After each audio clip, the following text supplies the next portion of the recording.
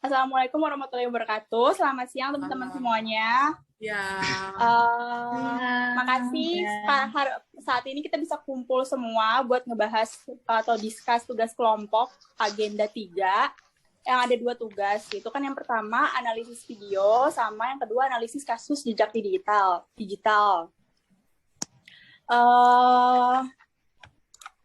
Langsung aja deh ya. Yang untuk analisis video digital, teman-teman semua udah pada nonton YouTube-nya kan ya? Udah pada nonton videonya kan? Di situ ada tiga video. Udah kan ya? Udah. Nah, di sini kan tugasnya itu diskusikanlah fenomena ini dalam kelompok. Terus posisikan Anda dan kelompok sebagai pihak yang dapat membuat kebijakan untuk menanggapi situasi tersebut dan buatlah rekomendasi. Terus yang kedua itu kayak buat dalam bentuk laporan kelompok dengan judul dan sistematika yang ada pendahuluan, permasalahan, analisa, pembahasan, sama rekomendasi. Di sini ada yang mau bahas dulu nggak pendahuluannya tuh yang kalian baca dari video itu kayak gimana? Ada yang mau sharing?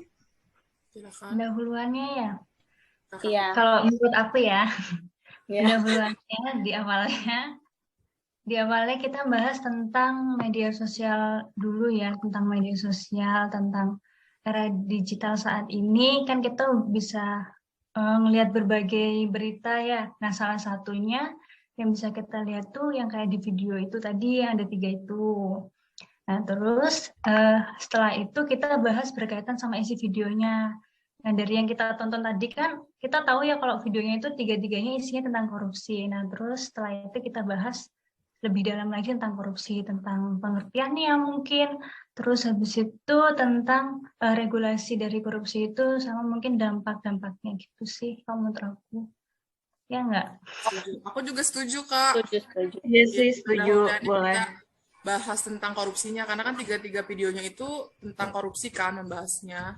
Jadi aku setuju sih pendahuluannya kita bahas tentang korupsi. Oh ya udah, berarti paling kalau dari Kartika sama Dewi berarti kayak ngebahas pendahuluan itu kayak pengertian dari pokoknya tentang korupsi, pembahasan tentang korupsinya, terus pembahasan tentang media digitalnya ya. Iya. Gitu.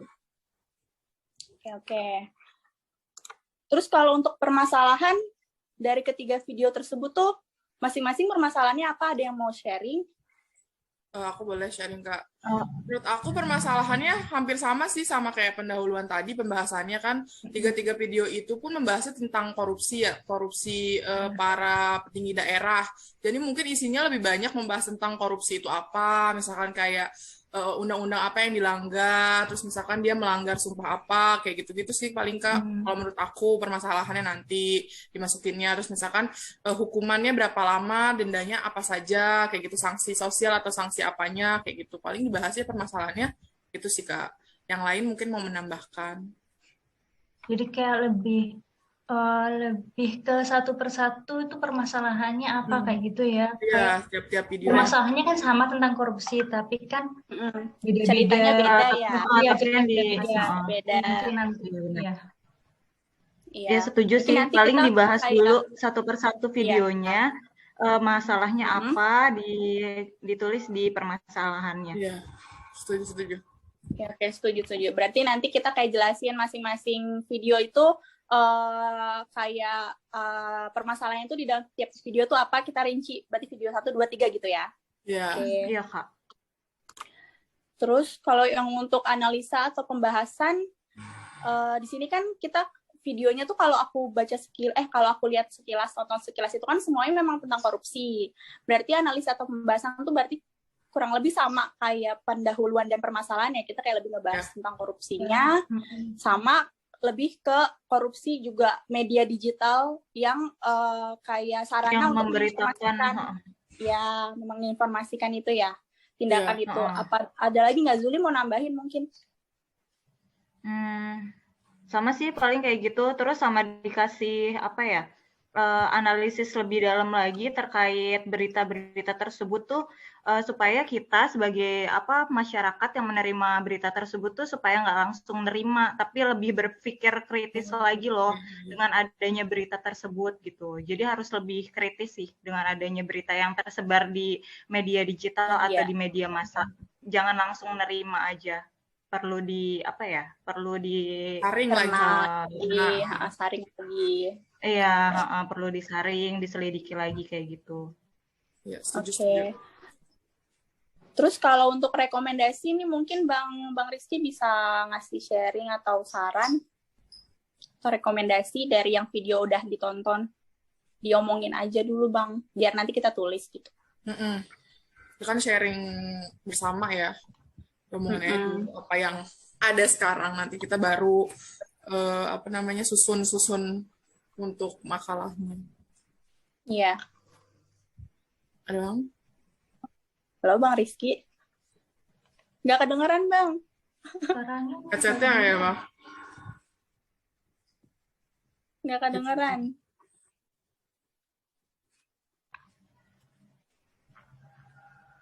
Tetap nggak ada suaranya. Nggak ada suaranya Bang. Headsetnya rusak kayak Bang. Pantesan cabut aja, cabut.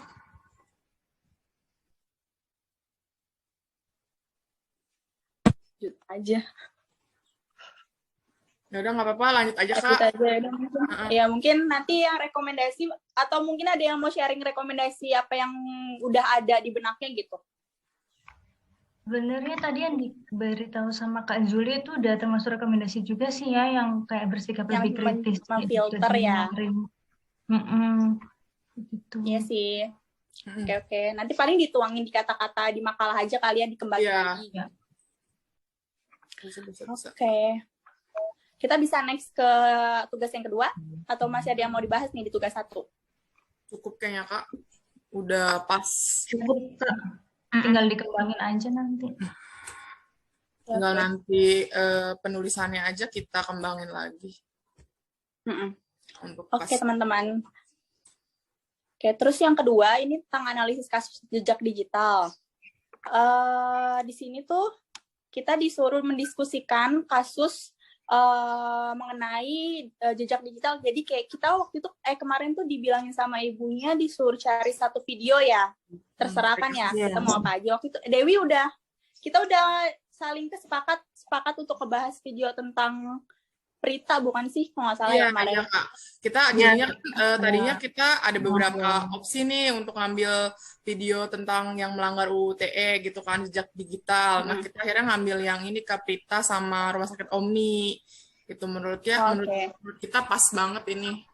Terus juga kasusnya nggak bertele-tele gitu Kak. Ya. Simpel ya.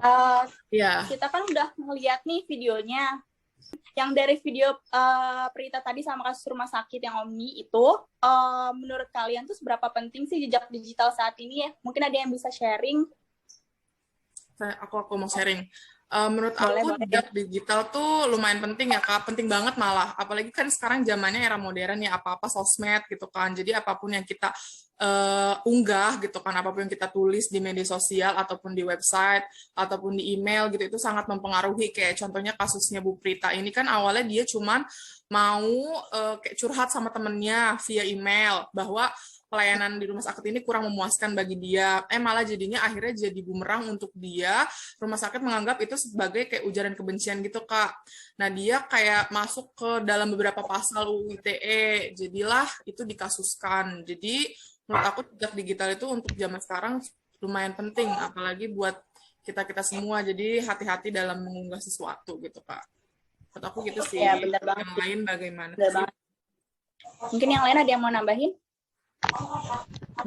Aku setuju sih apa kata Kak Dewi, jejak digital itu kan sangat ibaratnya kita sebagai pengguna media sosial ataupun pengguna digital saat ini harus benar-benar berhati-hati, karena kalau nggak hati-hati malah jadi bumerang ke diri kita sendiri ke depannya, apalagi kalau udah tersebar ke masyarakat umum gitu, bisa jadi salah satunya itu bisa mencemarkan nama baik, padahal niat kita awalnya nggak mau menjelekkan suatu instansi, tapi karena sudah terlanjur tersebar ke masyarakat jadi malah kayak bumerang buat kita sendiri.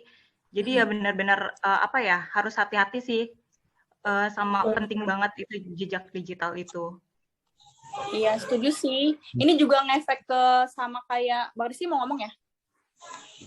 Ya ditambah kan kalau jejak digital itu susah dihapusnya gitu. Iya betul. Lekat terus Betul, ya. betul. Nggak bisa. Berarti ini tuh sehubungan sama yang nomor 2 juga ya, sebab besar pengaruh jejak digital terhadap kehidupan pribadi, keluarga, teman, dan pekerjaan. Yang tadi Dewi, Zuli juga Bang Rizky jelasin kan dia itu terekam ya, jadi nggak gampang juga untuk dihapus gitu. Jadi itu bisa berpengaruh juga secara nggak langsung di kehidupan pribadi, keluarga maupun pekerjaan dan juga teman-teman ya, lingkungan teman-teman ataupun pekerjaan.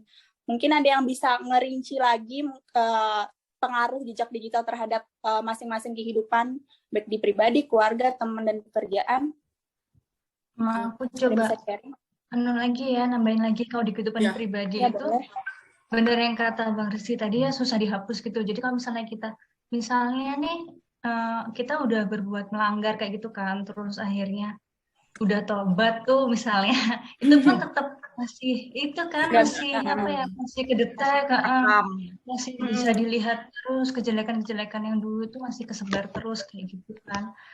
Terus juga yang kena dampaknya nggak cuma kita pribadi, keluarga kita kayak anak atau suami atau istrinya kayak gitu. Misalnya juga kalau kepala keluarganya nih yang berbuat mencoreng nama baik keluarganya gitu, yang kena nanti anaknya kalau misalnya masih sekolah bisa juga kena kasus bullying dari teman-temannya gitu kan. Jadi berdampak juga buat dia gitu. Terus ke teman-temannya juga berdampak dan juga ke kehidupan pribadi sama lingkungan sekitar ya. Iya, dan kalau untuk pekerjaan mungkin bisa ini juga kan bisa dipecat dari atasannya gitu kalau misalnya itu mempengaruhi instansi mereka jadi tercoreng juga. Itu sih. Iya, benar-benar. Oke. Terus untuk yang pertanyaan ketiga, itu apakah yang Anda lakukan jika berada dalam berita viral yang memalukan? Mungkin ada yang bisa sharing kalau misalnya lagi ada di posisi dia di dalam kondisi yang beritanya tuh viral tapi memalukan gitu dalam konten negatif, itu gimana? Aku boleh nambahin ya Kak? Jadi kalau aku ya dari dua sisi nih, kalau misalkan emang benar kita yang melakukan ya, kalau aku pertama mau minta maaf. Pertama ke keluarga yang deket dulu, orang tua sama teman-teman gitu kan, pasti berdampak sama mereka gitu kan. Jadi dia dulu yang kita minta maaf, abis itu minta maaf ke publik bahwa berita ini ngagetin semuanya gitu. Abis itu ya udah aku ngikutin semua sesuai dengan jalur hukum tapi pakai pendamping gitu kan. Misalkan ada pengacara atau apa gitu kan. Kita kan nggak bisa sendiri gitu. Terus misalkan ada dua sisi, kita ternyata berita itu viral karena salahnya orang lain. Misalkan ada yang ngedit video yang tidak senonoh terus pakai muka kita kayak gitu, ternyata bukan kita yang lakuin gitu. Kalau itu pertama aku pengen ngurusin ke publik bahwa itu bukan aku gitu kan, biar nama kita nggak tercoreng lagi. Abis itu bawa orang yang membuat video yang nggak senonoh itu atau membuat berita viral yang buruk itu ke meja hijau sih Kak. Jadi biar jerak, jadi nggak ngelakuin ke orang-orang lain. Jadi kalau cuman minta maaf dan dibiarin, kayaknya orang-orang kayak gitu nggak bakal jerak. Kalau aku sih itu bakal ngelakuin lagi. Itu sih kalau aku. Iya. Menggampangkan menggampangkan hukum malah kayak gitu. Jadi kayak semena-mena gitu. Karena ngerasa dengan minta maaf udah beres langsung gitu ya. Iya benar. Iya benar. Berarti dari Dewi itu 2 ya. Kalau misalnya benar, intinya tuh kita minta maaf, terus juga mengikuti proses hukum yang berlaku. Kalau misalnya salah, kita ngelakuin klarifikasi juga, menempuh jalur hukum dengan membuat jerak si penyebar hoax ini ya. Iya betul. Oke. Terus kalau pertanyaan selanjutnya itu solusi yang dianggap praktis sekaligus komprehensif. Menurut kalian teman-teman mungkin ada yang bisa kasih masukan atau pendapatnya? Yang pasti itu sih harus berhati-hati dalam bersosmed itu. Iya, setuju sih. Nggak boleh, harus kalau mau ngunggah apa-apa harus pikir-pikir dulu. Kira-kira bakal dampak negatif nggak ke yang sekitar gitu. Kira-kira ada yang merasa rugikan apa enggak? Iya. Ya setuju sih. Setuju. Pokoknya intinya bijaklah dalam menggunakan ini ya media sosial. Media. Ini kan dari situ awalnya. Iya sih. Apalagi negara kita kan negara hukum ya, yang semuanya itu serba diatur sama undang-undang. Media sosial kan termasuk ke dalam UU ITE kan. Jadi kita juga harus kayak, apalagi kita ASN juga harus berperilaku sesuai dengan undang-undang atau peraturan yang berlaku. Oke. Terus terakhir tuh tips Anda dengan teman, bagaimana tips Anda dengan teman kelompok? Ada yang bisa kasih pendapatnya? Paling mau nambahin Kak, tipsnya mungkin paling pertama ya tadi bijak dalam main sosmed ya, misalkan tahu batas usia, kalau memang usianya belum cukup untuk bermain sosial media, mungkin perlu pendampingan orang tua kayak gitu. Terus juga harus ada etika dalam bersosmed gitu, berkomen juga harus sesuai dengan etika. Terus misalkan mau mengunggah sesuatu juga harus dipikir-pikir lagi, ini baik nggak ya, ini buruk nggak ya ke depannya kayak gitu. Terus juga mungkin lebih kurangin screen time untuk main sosmed kali Kak gitu. Misalkan lebih banyak kumpul sama keluarga, terus misal lebih banyak untuk ngelakuin aktivitas-aktivitas yang lebih bermanfaat atau enggak baca buku gitu. Jadi dalam satu hari tuh enggak full untuk screen time sosmed gitu. Jadi bisa ada kegiatan-kegiatan bermanfaat yang dilakukan. Aku sih itu. Mungkin ada tambahan dari yang lain. Mungkin aku mau nambahin ya, salah satunya tuh kayak kita juga lebih harus aware di bersosmed, jangan semua informasi kita publish gitu ya, untuk Ya, juga betul. mengurangi cybercrime juga kan, biar kita nggak kena kejahatan dari si media sosial ini yang bisa dimanfaatkan sama orang-orang yang punya niat yang nggak baik gitu. Kayak nggak perlu nyebarin misalnya informasi alamat, atau kita lagi setiap di mana-mana harus update di sosmed gitu. Untuk mengurangi tempat-tempat yang kita kunjungi gitu ya, biasanya di story. Iya kan, kemarin juga ada lagi apa tuh kayak di IG gitu kan, di Instagram kan suka ada kayak di bio main-main apa sih namanya, kayak challenge apa nama panggilan yang kayak foto-foto KTP atau apa, itu kan sebenarnya nggak boleh kan, karena itu kan data pribadi kita kan. Bisa aja dengan itu dia bisa ngebobol ATM atau e-banking kita. Terus juga bisa misalkan dia pura-pura jadi kita ke teman dekat yang cuma tahu panggilan nama kita waktu kecil, kayak gitu-gitu sih menurut aku. Ada baiknya untuk mengikuti challenge-challenge itu dengan sangat hati-hati sih Kak, menurut aku. Betul, berbijaklah dalam media sosial ya. Mungkin ada lagi atau udah cukup yang mau teman-teman tambahin? Udah kayaknya Kak. Oke, kurang lebih gitu sih ya discuss untuk kelompok kita pada hari ini terkait dengan agenda 3. Cukup sekian sih paling, dan terima kasih buat teman-teman semua yang udah gabung untuk join Zoom di siang hari ini. Sampai ketemu lagi, dadah.